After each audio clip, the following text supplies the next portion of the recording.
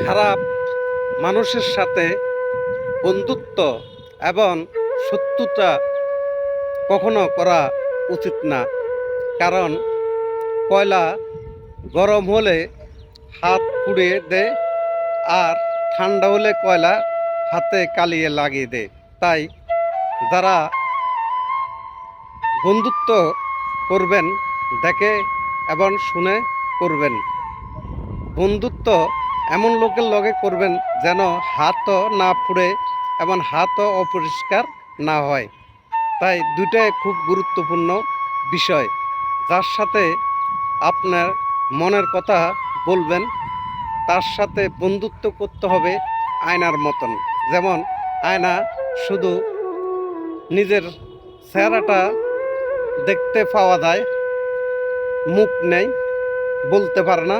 Same এই ধরনের লোকের সাথে বন্ধুত্ব করবেন, শত্রুতাও করবেন না ওই ধরনের লোকের সাথে। কারণ খারাপ লোক সবসময় খারাপ। বন্ধুত্ব এবং শত্রুতা দুটাই খারাপ জিনিস। তাই ভেবে চিন্তে বন্ধুত্ব করবেন। ভালো থাকবেন, সুস্থ থাকবেন।